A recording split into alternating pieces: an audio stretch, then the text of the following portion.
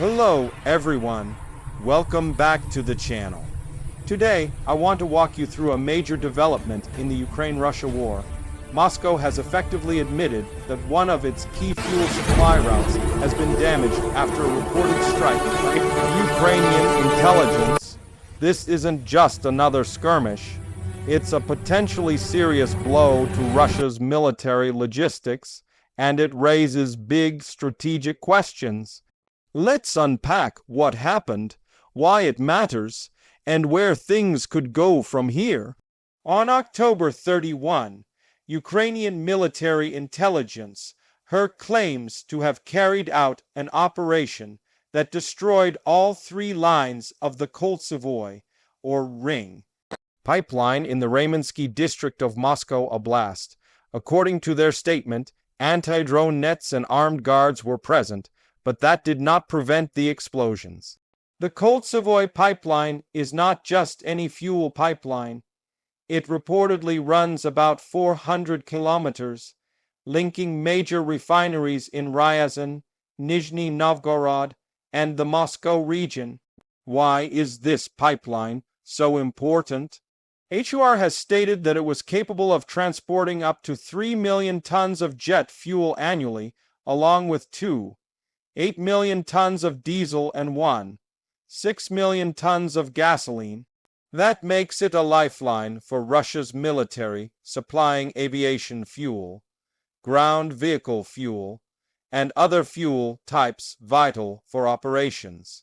Its destruction, if real, is being framed by Ukraine not just as a tactical hit, but as a strategic blow to the Russian war machine. Kyrylo Budanov, the head of HUR, said that their strikes have had more impact than the sanctions.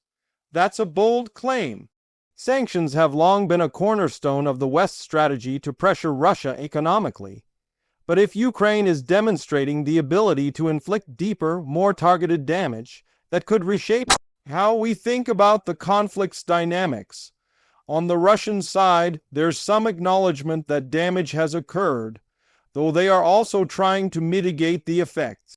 According to industry sources, Russia has turned to its spare refining capacity to make up for losses caused by drone and sabotage attacks.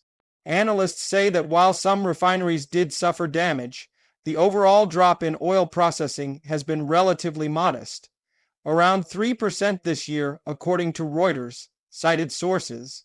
That suggests Russia isn't being knocked out, but its buffer is shrinking, and the cost of maintaining that buffer is going up. This is not just about fuel.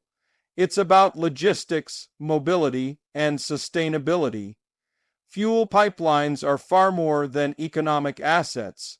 They are strategic arteries. For a modern mechanized military, fuel is the blood. If supply routes are disrupted, it constrains how quickly, efficiently, and flexibly forces can operate. It can force reliance on riskier or more expensive transport options like trucks or rail, increasing vulnerability. Beyond the immediate tactical implications, the psychological and symbolic impact of such a strike is significant. Striking so close to Moscow, targeting a logistical backbone, sends a powerful message. Ukraine can and will reach into what was previously perceived as the Russian rear areas. This challenges any sense of territorial invulnerability and could force Moscow to divert resources to defend or repair infrastructure rather than focusing solely on frontline operations. Strategically, this could prompt several possible responses. Russia might speed up repairs, bolster security around critical energy infrastructure, or reallocate resources to protect these rear area nodes. But there's also a risk of escalation. If Ukraine continues to target such strategic infrastructure, Moscow may feel compelled to retaliate more aggressively, potentially widening the scope of conflict. Another gamble for both sides revolves around energy markets and broader geopolitical repercussions. If Russia's fuel logistics take a sustained hit, it could pressure its export capacity, potentially affecting its revenues. Given how much of Russia's war effort is financed through energy exports, that's a serious long-term risk.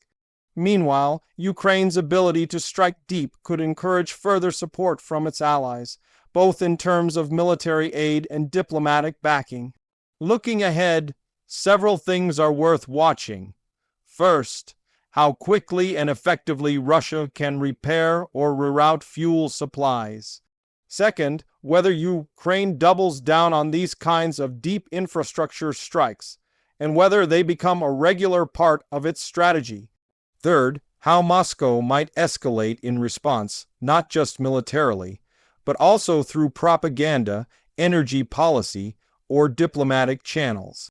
In sum, this isn't just a headline about a pipeline explosion. It represents a significant moment in the war's logistics war, a reminder that the fight isn't only on front lines, but also hidden in the supply networks that keep armies running.